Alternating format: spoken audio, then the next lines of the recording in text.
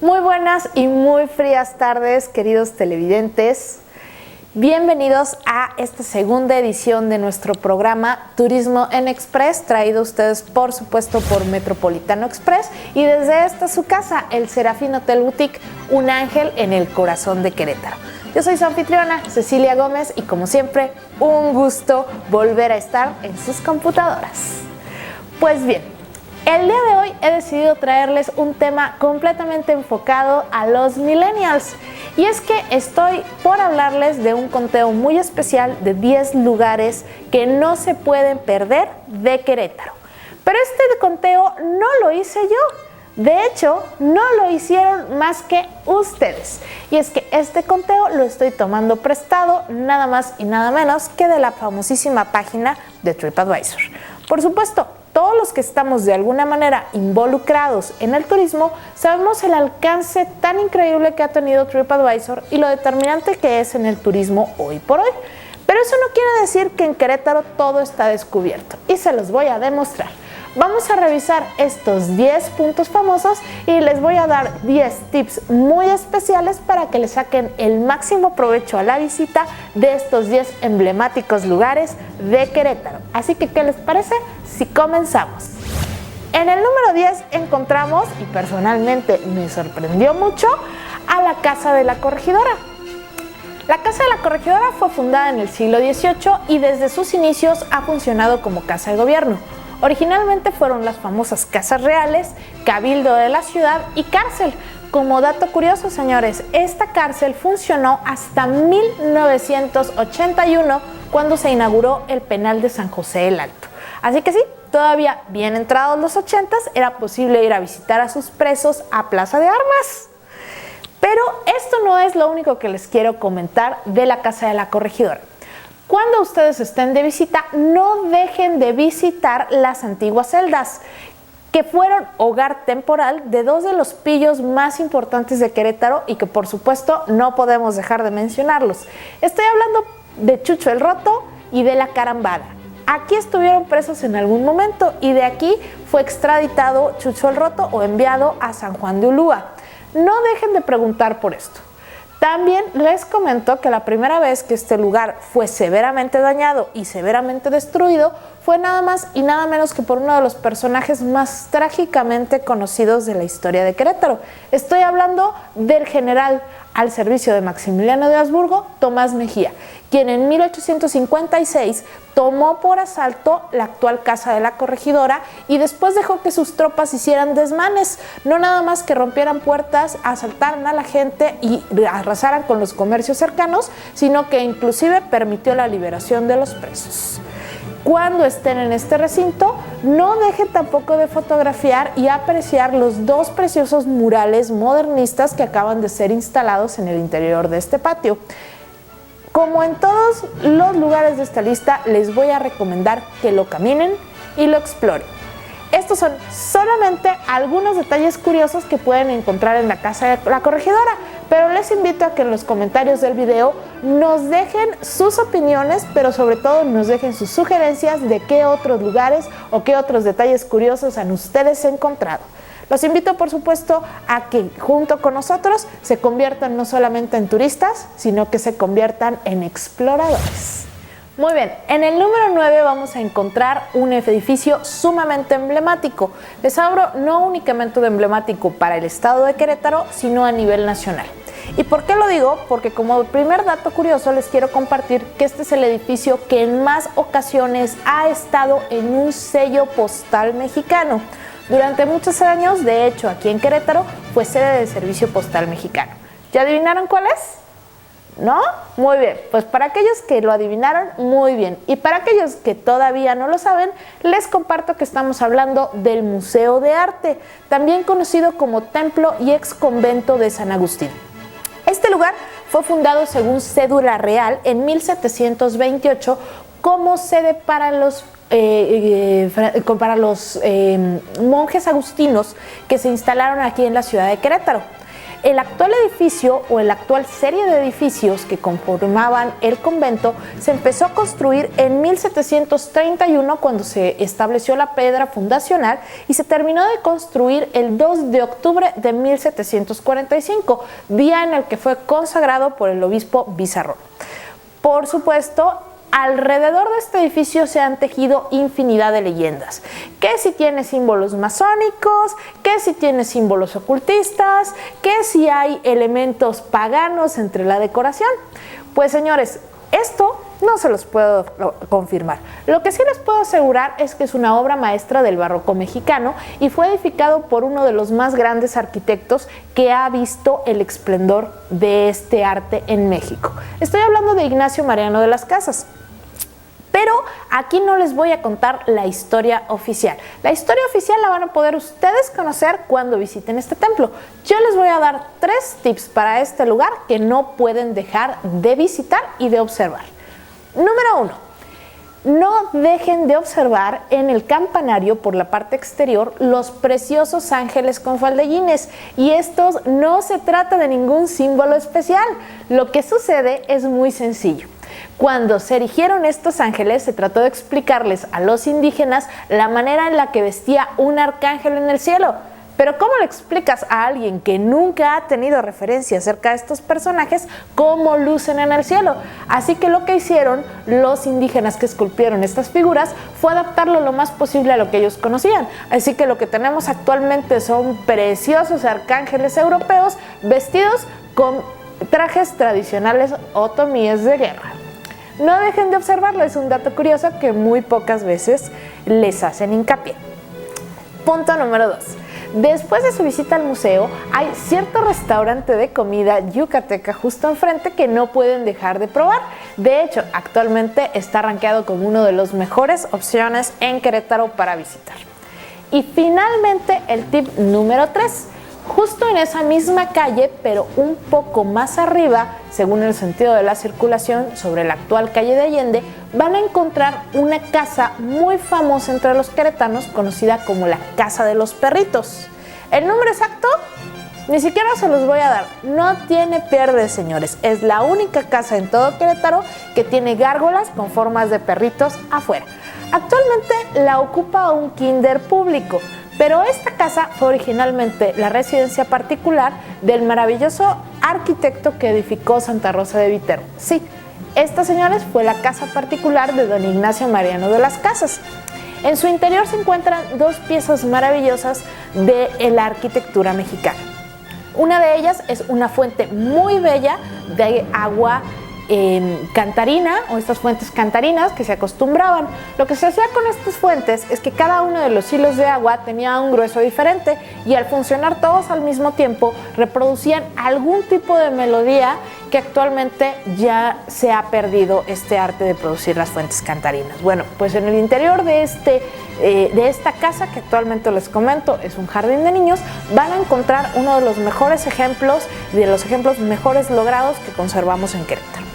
El segundo elemento que no pueden dejar de visitar si tienen la oportunidad de entrar a esta casa es, por supuesto, una escalera doble.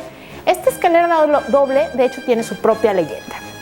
Se dice que la escalera era la entrada original a la primera logia masónica que existió en Querétaro. Ah, claro, esto es meramente una leyenda que les comparto como tal. Sin embargo, es un gran logro de la arquitectura mexicana, esta escalera de doble hélice o de doble espiral que está dentro de la casa. Si tienen la oportunidad, no dejen de visitarla. Y nos vamos con el número 8. En el número 8 vamos a encontrar también otro de los lugares más emblemáticos de la ciudad.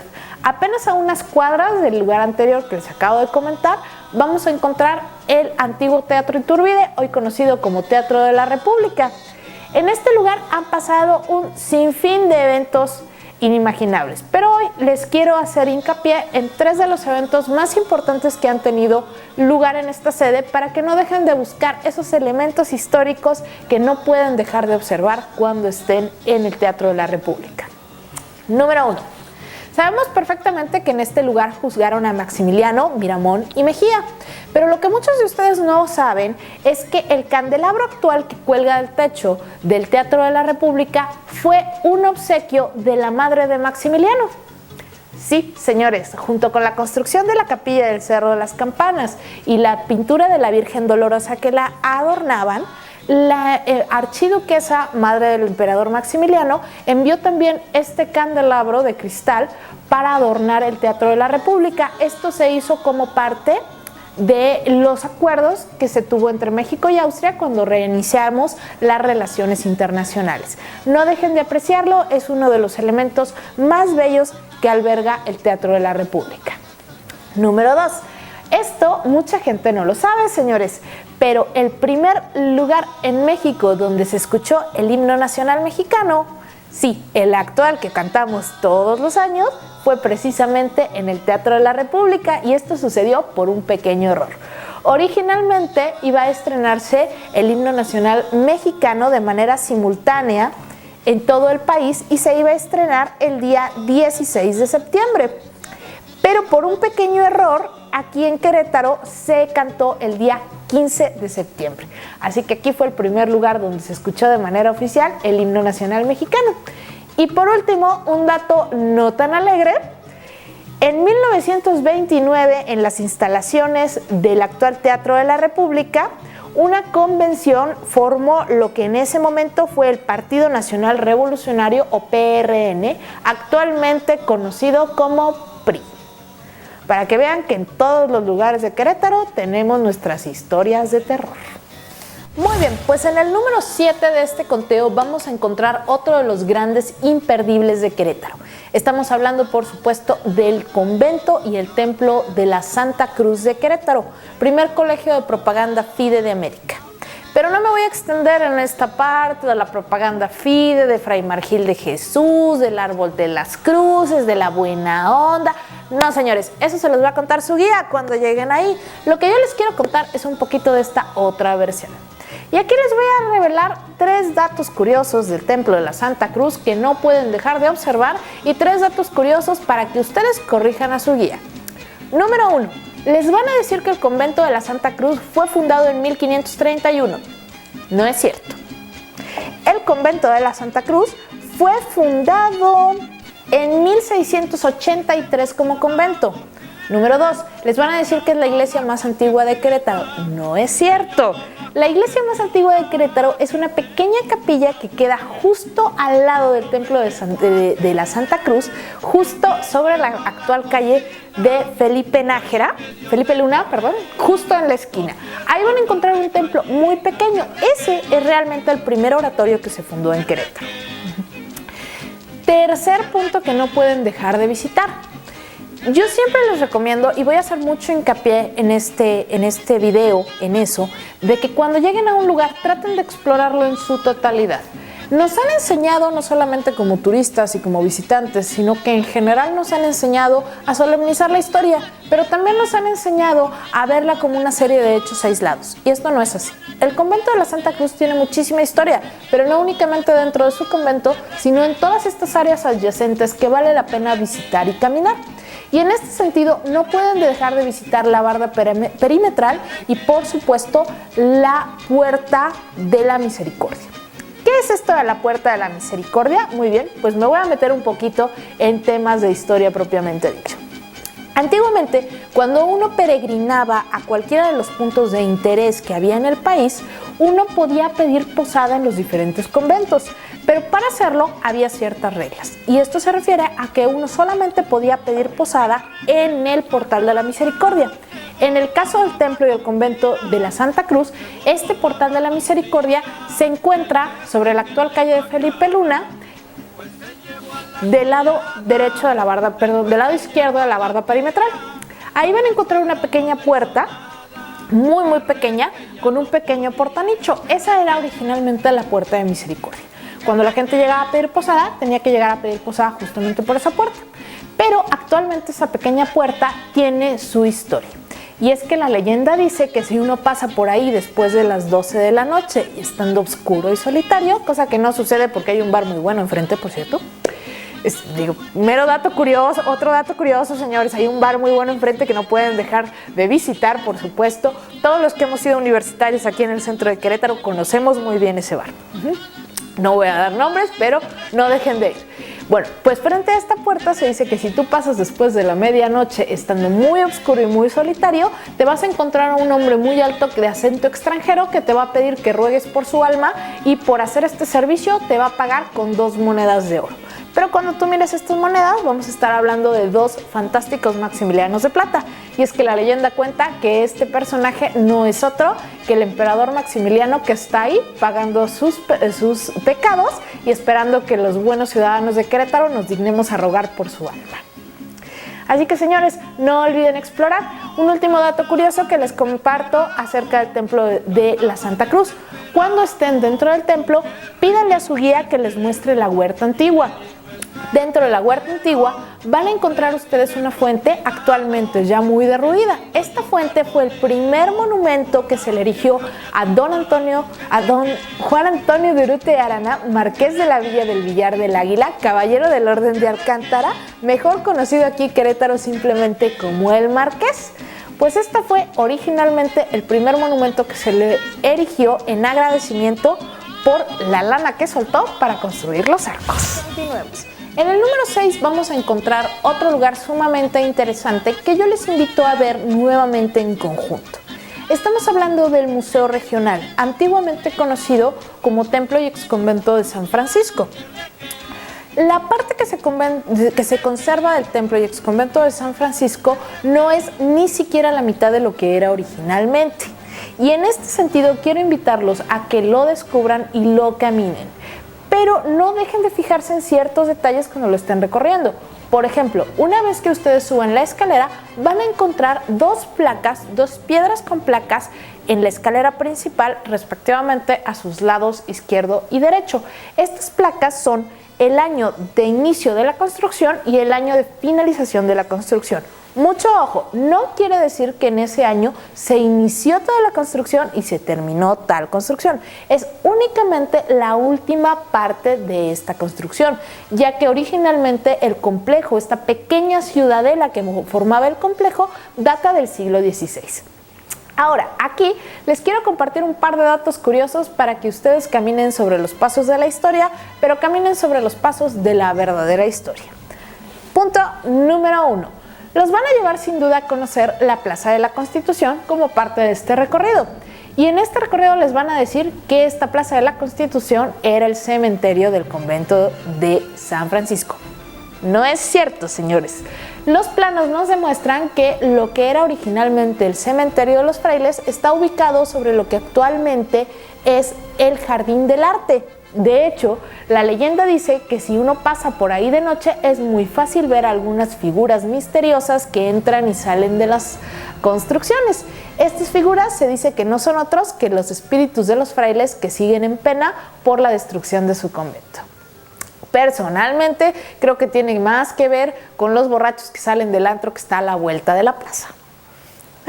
Punto número 2 que tienen que observar cuando estén en esta zona. Toda la parte que actualmente es el Jardín Cenea, toda la parte que actualmente son los andadores, eran originalmente parte del atrio.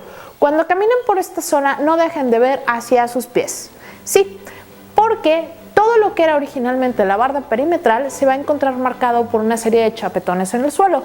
Así que los invito a que traten de recorrerla toda para que se den una idea real del tamaño que tenía este convento.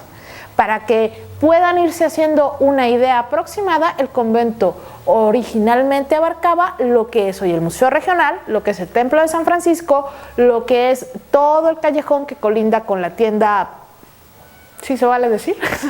Con la tienda del Sol, que está ahí, todo lo que es actualmente el Jardín Cenea, el Gran Hotel y, por supuesto, la Plaza de la Constitución, el edificio adyacente y hasta llegar al Jardín del Arte.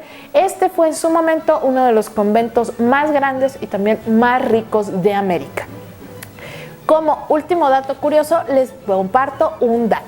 Durante muchos años en este museo se estuvo exponiendo un anillo que supuestamente había pertenecido a Maximiliano.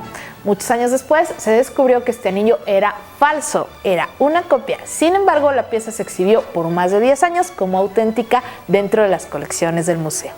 Y por último, para aquellos apasionados del arte, les comparto un último dato. Dentro de la Galería de Los Ángeles, que se encuentra distribuida en las piezas del museo, van a encontrar un ángel muy único. Les hablo de una representación del arcángel Rafael que está con el pecho descubierto y tiene claramente características femeninas. Esto se debe a que este ángel fue pintado antes del Concilio de Trento, que determinó que los ángeles no tienen sexo. Antes de eso, para aquellos que no lo sabían, el arcángel Rafael era mujer. Y llegamos a la mitad de nuestro conteo, señores, y en el número 5 encontramos la única actividad incluida dentro de este conteo. El resto de los lugares o de las cuestiones de las que vamos a hablar en este conteo son meramente lugares turísticos en Querétaro, pero este punto número 5 se refiere a una actividad que se ha vuelto un clásico para nuestros turistas aquí en la ciudad de Querétaro. Estoy hablando, por supuesto, del Tour de las Leyendas. Para aquellos que no lo han tomado, no se los voy a arruinar. Baste con decir que se ha convertido en todo un ícono entre las preferencias de nuestros visitantes, porque se trata de un recorrido sumamente interactivo y muy divertido, muy apto también para los niños. Una recomendación, hay varios horarios. Si tienen la oportunidad, traten de tomar el horario que es después de las 10 de la noche, ya que van a encontrar la ciudad mucho más vacía y hace el recorrido mucho más auténtico y disfrutable. Ojo, porque a veces dicen que la carambala suele asaltar este tour. Muy bien, y nos acercamos ya a la recta final. Estamos en el número 4. Y en el número 4 vamos a encontrar lo que se ha convertido en sello de autenticidad y, por supuesto, en uno de los hitos arquitectónicos más importantes de Querétaro. Estoy hablando, por supuesto, de los arcos. Los arcos, sin embargo, no son únicamente la arquería, aunque de esto les puedo compartir un par de datos curiosos. Por ejemplo, los arcos miden 1,286 metros de largo. Están compuestos por 75 arcos, el mayor con 28 metros de altura y el menor con apenas 3 metros de altura. De estos 75 arcos, 74 son originales y uno fue construido en la primera mitad del siglo XX a partir de una barda perimetral de lo que entonces era todavía propiedad del convento de la Santa Cruz. Actualmente ese arco es el que da cabida a la avenida Zaragoza. Ya a esa altura es la avenida Zaragoza, o después se convierte en el Boulevard de los Arcos. Y este arco se construyó precisamente, o se abrió, para poder dar cabida a esta vía de paso. Como dato curioso, les quiero comentar, y esto quiero hacer mucho hincapié en esta parte, en que si bien los arcos son estructuralmente hermosos y también son una de las obras de ingeniería mejor logradas en esta parte del país, no eran más que una muy pequeña parte de lo que en realidad era el acueducto. El acueducto era un sistema sumamente complejo que nacía en lo que actualmente es un parque, una pequeña reserva que se encuentra en la hermana República de la Cañada, conocida como Los Capulines. ¿Y qué pasa? Resulta que cuando empiezan a construir los arcos se encuentran con un grave problema. Y no les voy a hablar de la monja, ese era otro problema. Tampoco les voy a hablar de la lana, ese era otro problema. No. El problema con el que se encontraron era que, a pesar de que habían localizado varios manantiales, ninguno de ellos tenía suficiente agua para surtir a la ciudad. Así que a don Juan Antonio de Urrutia Arana, nuestro famosísimo marqués, se le ocurrió una solución muy inteligente y sumamente práctica. Redirigió el caudal de todos estos pequeños manantiales y los concentró en una enorme alberca que está donde actualmente les comento, en la Cañada, donde está este parque. Entonces el agua se juntaba ahí y después de juntarse en esa alberca, entonces ya se distribuía a través de los arcos. Y llegamos al top 3. Y en el top 3 vamos a encontrar otro lugar que me sorprendió muchísimo encontrar en esta posición. Estamos hablando de la Plaza de Armas. Por supuesto, alrededor de esta plaza, señores, no se pueden perder una serie de elementos que vale la pena disfrutar. No les voy a hablar, no vamos a ahondar en lo que es la Casa de la Corregidora, es un punto que ya tocamos, pero no dejen de visitar la Casa de Cala, que tiene su propia leyenda. Y por supuesto, contra esquina de la plaza, no dejen de visitar la casa de Don Bartolo. Para aquellos que se animaron a tomar el tour de las leyendas, saben perfectamente de qué personaje les estamos hablando. Para aquellos que no se animaron a tomarlo, basta con que se acerquen a la casa y pregunten por la leyenda, y cualquiera de los queretanos sin duda los va a saber orientar a este respecto. Tips curiosos que pueden disfrutar en Plaza de Armas. Señores, no dejen de probar un delicioso café en el Marrón Café, un lugar que, si bien ha sido relativamente nuevo, se ha vuelto un clásico entre los queretanos para la hora del café. Y si tienen la oportunidad de visitar el interior del Hotel Santa Rosa, el Mesón de Santa Rosa, no dejen de hacerlo. Esta casa tiene su propia historia y es sumamente interesante. Por supuesto que Plaza de Armas es una de las grandes visitas obligadas de Querétaro, pero hay mucho más que ver en Plaza de Armas que solamente la Fuente de los Perritos. Un último dato curioso les comparto, y es precisamente acerca de esta fuente. Mucha gente nos pregunta, en especial en este ambiente del turismo, que ¿por qué los perros? Bueno, pues resulta que esto fue un halago que la ciudad trató de hacerle al marqués. El marqués era sumamente conocido por ser un gran cazador. Era muy aficionado a este deporte y normalmente se le veía por las calles con sus lebreles de cacería, y por lo tanto la gente empezó a relacionarlo mucho con sus perros de cacería, y cuando se decide construir esta fuente se les añade como un elemento chusco y coqueto que buscaba agradar al marqués. Muy bien, llegamos al número 2. Y por supuesto, aquí está un lugar que no puede faltar y personalmente uno de mis grandes favoritos. Estamos hablando del templo y el exconvento de Santa Rosa de Viterbo. Y nuevamente nos volvemos a encontrar a personajes y viejos conocidos, ya que, señores, el templo de Santa Rosa de Viterbo es también autoría del famosísimo arquitecto don Ignacio Mariano de las Casas. Es considerada la obra maestra del barroco mudéjar mexicano. ¿Y a qué me refiero con esto? A que tiene una fuerte influencia mudéjar, y vamos a encontrar algunos elementos decorativos que nos van a recordar indudablemente las noches de Arabia. A esto vamos a encontrar una serie de arcos voluptuosos, una serie de decoraciones sumamente interesantes dentro del convento. Pero un detalle muy curioso que poca gente sabe es que los altares de la iglesia propiamente dicho, los actuales retablos, conservan muchas reliquias originales. Inclusive uno de los altares, conocido como el retablo del dolor, se dice, si bien no hay constancia de que esto sea cierto, pero la leyenda dice que hay una pequeña espina que perteneció a la cruz verdadera o a la vera cruz, que fue la cruz donde fue sacrificado Jesucristo. Pero esta es solamente una de las muchas reliquias que se conservan. Si bien de la gran mayoría de ellas no se tiene ya constancia de dónde salieron, cómo llegaron al templo o finalmente a quién pertenecieron, sabemos que este fue uno de los templos que fue más beneficiado por esta costumbre de tener reliquias de diferentes santos dentro de sus retablos para hacerlo todavía más sagrado. Algunos de los puntos que no pueden dejar de visitar, y esto se los comparto porque es algo que normalmente no les dicen a los turistas. Si bien la nave es preciosa y el exterior sumamente impresionante, también en su interior se guardan joyas que vale la pena ver. Y para esta ocasión les voy a mencionar únicamente 3. Número 1. Para todos aquellos queretanos de hueso colorado, seguramente recordarán a una de nuestras musas preferidas. Por supuesto, hablo de Sor Ana María de San Francisco y Neve, también conocida como la monja blanca. Este retrato anónimo, que ha sido atribuido a Miguel Cabrera, también conocido como el Miguel Ángel mexicano, plasma no a una monja, contrariamente a la creencia.